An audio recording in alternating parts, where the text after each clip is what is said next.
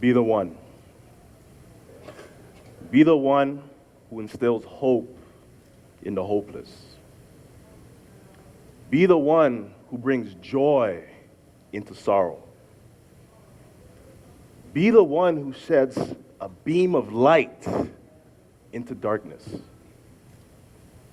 As she said, I grew up in Rexdale,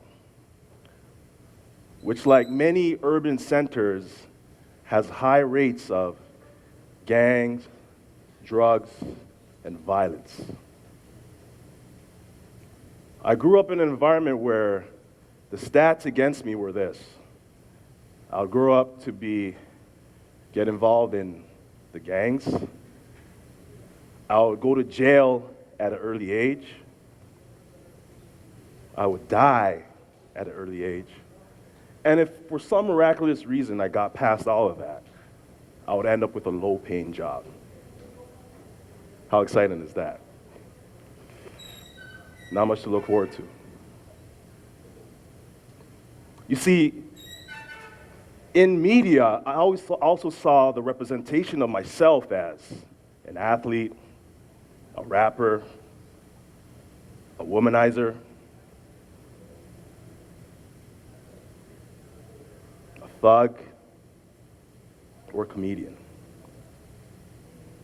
And the people around me in my neighborhood, who most people would say were villains, but to me at that time were heroes, fit all those different labels I just said. You see, from the tender age of 6, my cousin used to make me fight my peers just to toughen me up. From the tender age of 6, my cousin used to make me fist fight my peers to prepare me for the world. From a young age, I used to have to be the lookout boy for the older guys. From a young age, I used to have to hide the drugs for the older guys so they wouldn't get caught from the police. And I looked up to these guys because they had the money, the power, and the respect. I looked up to these guys because everybody else looked up to them. I looked up to these guys because they had the jewelry, the girls liked them, and I wanted some attention too. And education was not high on the pedestal.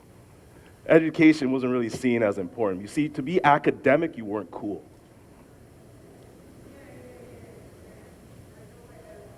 To be able to articulate yourself, you're deemed as whitewash. To be able to articulate yourself, you were called a nerd. And at that time, I didn't want to be a nerd. So then I'm in high school now. And in grade 9, I'm always embarrassed to say this, but in grade 9, I failed every class except for phys ed. You see, when I was at school, actually, when I was in class, I was a kid that was talking behind the teacher's back. I was a kid that was distracting all my peers who were actually trying to pay attention. I was a kid that was vandalizing the school. I was the kid that was stealing from the school. I was the problem child in the school.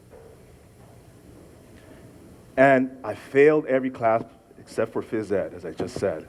So in grade 10 now, where they figure out what level you're going to be at, back then we had basic, general, and advanced, right? And in grade 10, they put me in all the basic classes. Meaning in my math class, I'm learning simple multiplication and divisions. In my English class, I'm learning words like cat, mouse, and dog. This is grade 10. And it was essentially an ESL class, which is great if you're new to the country. But I wasn't new to the country at all. So I'm in class now, and I feel embarrassed, I feel ashamed. I try to hide in the corner of the class so that if my friends were walking by the class, they couldn't see me. Because when they saw me, they would make fun of me. And there's no lower frequency than that of shame. So I was at the point that I was going to drop out of school. What's the point? I'm doing bad anyways. Everybody thinks I'm dumb. I might as well go do something productive outside of school. And if it wasn't for an angel that I met, God bless her soul, Miss Govea, who was my grade 10 math teacher, who I was in her basic class, approached me and said, Kwame, you are not the label that they put on you. You're not a basic level student. I think you're able to do this general work, but it's going to take some time. It's going to take some effort. It's going to take some focus. And the moment she said that, I saw her invest her time in me. And I saw that she believed in me, something that I wasn't used to. I was used to being the black sheep of the family. I was used to letting my parents down. And the fact that she believed in me made me not want to let her down. Made me actually try. And from the effort, I started to actually believe in myself. To the point where in grade 10, I'm in Miss Govea's class, and I passed with flying colors. I got 90%. So now we get to grade 11, and I moved up to the advanced level. So I'm with the smart kids now. And I'm in class, I'm not doing the best, but I'm not doing the worst, but I know I'm capable of doing more. Since I got a 90, for the first time in my life. So I go talk to Miss Govea, and I let her know the situation. And she says, Kwame, you know what? I'm going to tutor you. Let's remember, Miss Govea is not my teacher right now.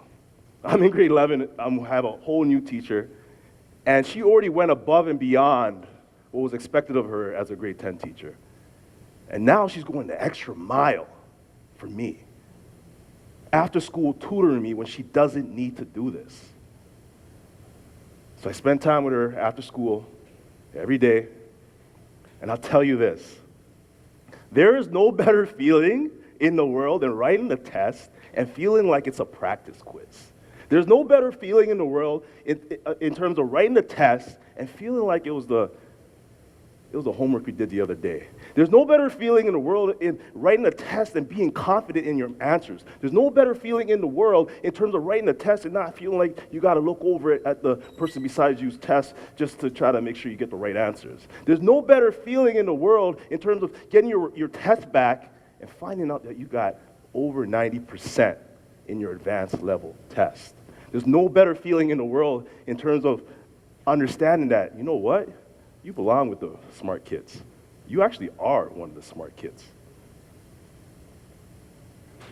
Miss Govea invested time in me, and she instilled confidence in me. And when I look back to my childhood, there's 3 impactful people that were in my life. Miss Govea, as I just talked about. And then there was my cousin and my best friend. My cousin, as I said, used to make me fight. And my cousin was somebody who's respected in our neighborhood. He's somebody I used to brag about, somebody who I wanted to be like. And between the ages of 18 to 28, my cousin was in jail for the majority of those years. He literally was the stereotype. He literally was the stat. And when my cousin, after he came out of jail, he passed away a couple of years after. And I distinctly remember going to his casket, going at his funeral, and looking at his body, this frail body who looked nothing like the juggernaut of a man that I grew up idolizing. And I looked at him and I realized that he didn't amount to anything. He didn't do much with his time on this earth. And I looked back at his 2 daughters, and I realized that my cousin didn't graduate from high school. He didn't graduate from college or university. He didn't leave anything for the 2 little girls. And at that very moment, I made a promise to myself that I was going to do everything that my cousin was not able to do. I already graduated from high school, but now I'm going to graduate from university. Got 2 degrees, by the way. I'm going to make a legacy for myself. I'm going to make sure I impact my community. I'm going to make sure that I am the new standard. I'm going to give hope to those who were deemed hopeless. I'm going to change the narrative. And then there was my best friend. Man, my best friend. Like, we were like 2 peas in a pod. Like, if you're looking for him, you ask for me. If you're looking for me, you ask for him, because you just knew we were going to be around each other. We did everything together. We even shared clothes. And my best friend, we lived in the same building, we played the same sports, we did everything together. And the moment I decided to do this football thing, to chase my dreams, to get out of my comfort zone and leave Rexdale, everything changed. You see, my life ascended upwards, and his life regressed. My best friend ended up going to jail for about 10 years. For 10 years. And I'm telling you this about my best friend and my cousin because of one thing. One, they were the stereotype. And two, they chose to let our environment dictate who they were. They chose to let that label linger around and become who they were. Whereas I chose to conquer and overcome my environment.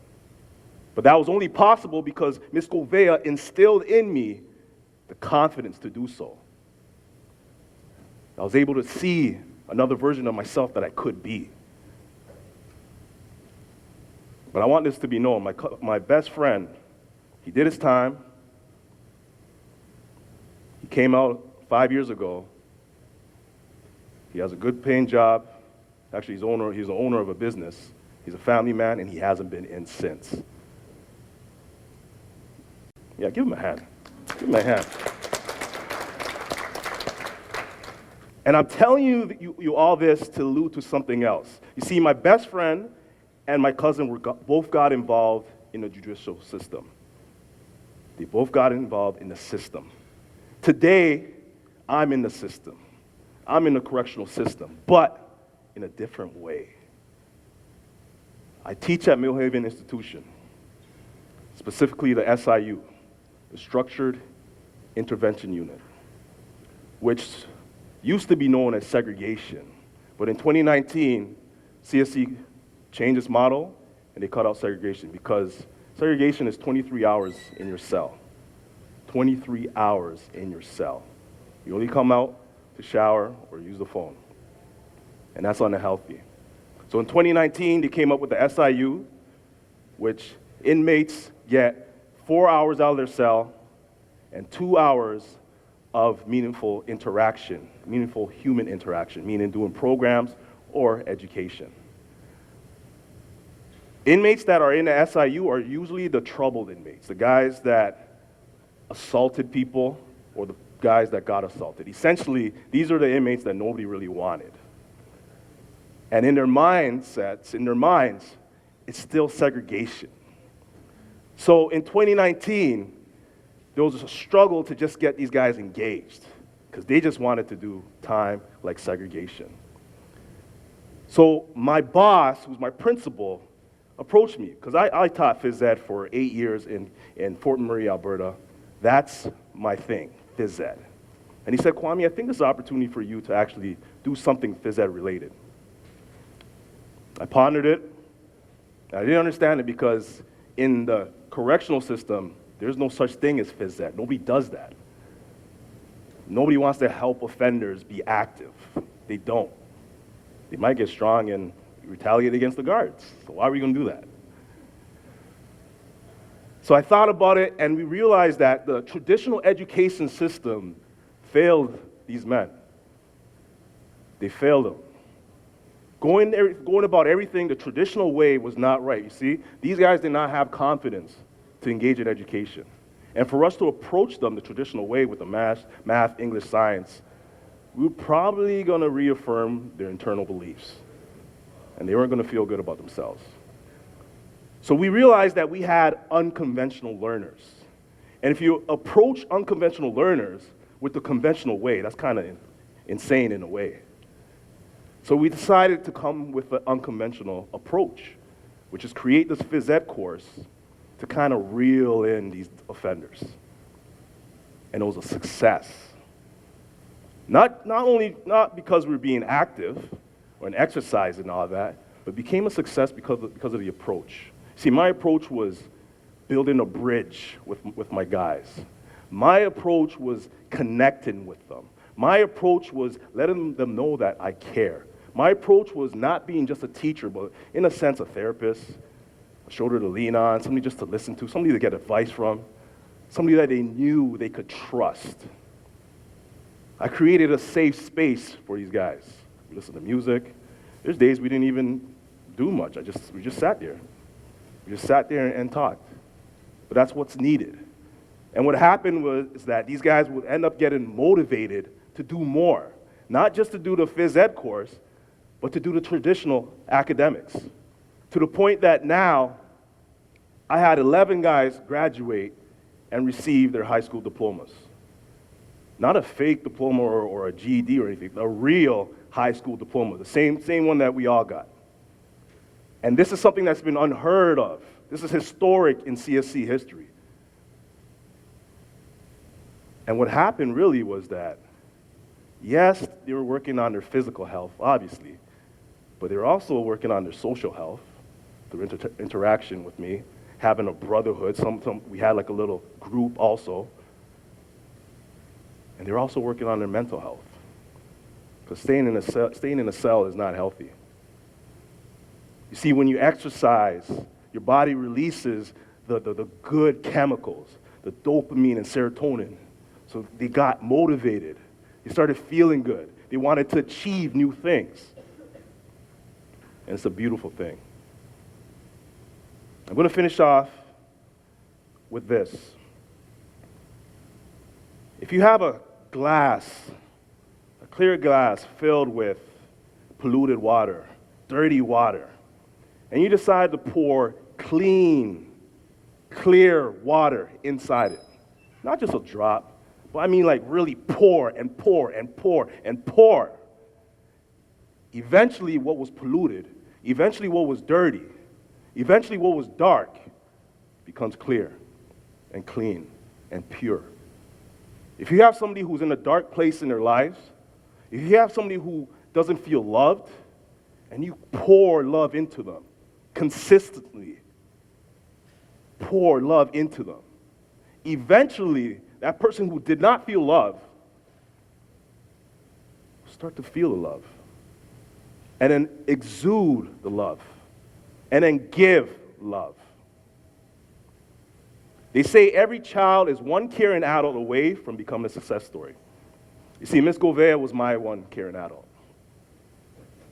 Miss Gouveia was my caring adult. Because she invested time in me. She gave hope to me when I was hopeless. She built confidence in me.